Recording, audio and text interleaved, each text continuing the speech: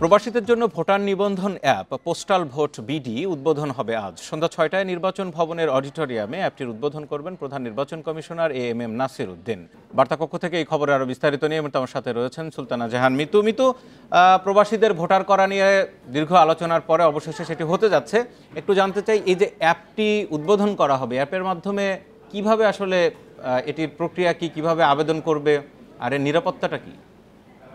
দেখুন, এই প্রবাসী ভোটের যে প্রক্রিয়া সেটি নিয়ে একটি চ্যালেঞ্জ শুরু থেকে নির্বাচন কমিশন বলে আসছিল, তাই তারা এই অ্যাপের মাধ্যমে পুরোপুরি ভোট নিতে যাচ্ছে না।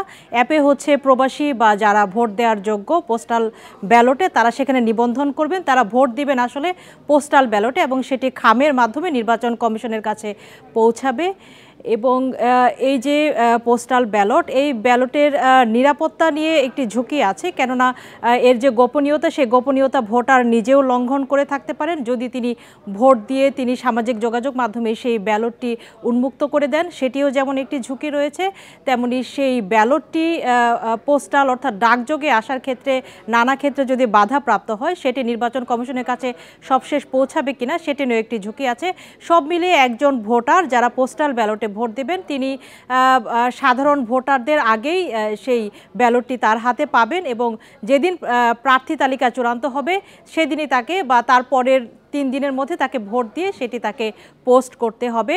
এটি একটি বিষয়। এবং নির্বাচন কমিশন যেটি বলে আসছে, এই যে পোস্টাল ব্যালটে ভোট দিতে পারবেন হচ্ছে যারা কারাগারে আছেন এবং সরকারি কর্মকর্তা, ভোট দানে নিয়োজিত কর্মকর্তা এবং প্রবাসী, তারা এই পোস্টাল ব্যালটে ভোট দিতে পারবেন। তবে এটি পুরোপুরি পোস্টাল ব্যালট নয়, অর্থাৎ ম্যানুয়াল এবং ডিজিটালের একটি সংমিশ্রণ। যারা ভোটার তারা এই অ্যাপের মধ্যে নিবন্ধন করবেন এবং নিবন্ধনের পরে তারা ভোট দিবেন আসলে ব্যালট। একটি বিষয়, এই যে নির্বাচন কমিশন যেটি বলে আসছে, এই যে সফলতার হার বিভিন্ন দেশে, পার্শ্ববর্তী দেশ ভারত বা উন্নত কয়েকটি দেশ, তারা আসলে অনেকেই এটি চেষ্টা করেছিল পোস্টাল ব্যালটে তাদের প্রবাসীদের বা বিভিন্ন পক্ষের ভোট নেয়ার, তারা কিন্তু ঠিক সেভাবে সফল হয়নি। সেটি জেনেই কিন্তু নির্বাচন কমিশন এগোচ্ছে। এখানে আমরা যেটা জেনেছি, মোটামুটি বলা যায় প্রায় 400 কোটি টাকার একটি প্রকল্প এটি হতে যাচ্ছে এবং মাথা পিছু এখানে খরচ হচ্ছে 700 টাকার মতো ভোটার প্রতি, এবং এই টাকাটা সরকারি বহন করবে। একটি বিষয়, কোনো ধরনের পরীক্ষা নিরীক্ষা ছাড়াই বা পাইলটিং ছাড়াই নির্বাচন কমিশন এই পোস্টাল ব্যালটটিতে প্রথমবারের মতো দেশের ইতিহাসে প্রবাসীদের ভোট নিতে যাচ্ছে, তাই সেটি কতটা সফল হয় সেটিও আসলে একটি অপেক্ষার বিষয়। আপনি বলছেন যে এই অ্যাপটির মাধ্যমে শুধু তারা নিবন্ধিত হওয়ার জন্য, ভোটার হিসেবে নিবন্ধনের জন্য আবেদন করবে যে তারা দেশের বাইরে থেকে ভোট দিবেন।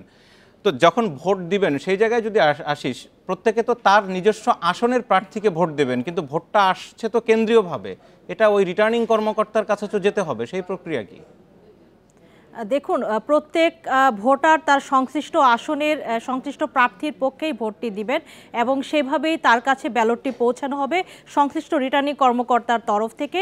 এবং আগেই নিশ্চয়ই প্রচার প্রচারণায় তিনি তার পছন্দের প্রার্থী সম্পর্কে জেনে যাবেন, এটি একটি প্রক্রিয়া। এবং যে বিশেষ খামে করে তার কাছে ব্যালটটি পৌঁছাবে সেটি অত্যন্ত নিরাপত্তা সংবলিত। এর আগে যে নির্বাচন ব্যবস্থা সংস্কার কমিশন ছিল তাদেরই উদ্ভাবন এবং তাদের সাথে পরামর্শ করে নির্বাচন কমিশন এই বিষয়টি উদ্ভাবন করেছে।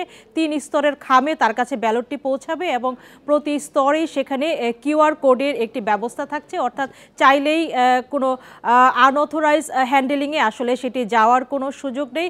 তবে আসলে পুরো বিষয়টি নির্ভর করছে কিন্তু আসলে ভোটারের সদিচ্ছার উপর। যেমন কয়েকদিন আগেই নির্বাচন কমিশন যে কথাটি বলে আসছে যে গোপনীয়তার চ্যালেঞ্জ, ভোটার যদি নিজে এটিকে ম্যানিপুলেট করার চেষ্টা করে বা কোনো অসৎ উদ্দেশ্যে যে অমুক প্রার্থীর পক্ষে অমুক আসনের ভোটের জোয়ার পড়েছে পোস্টাল ব্যালটে এবং সেটি যদি তিনি সামাজিক মাধ্যমে পোস্ট করেন, সেটি একটি বড় প্রভাব ফেলবে ভোটে।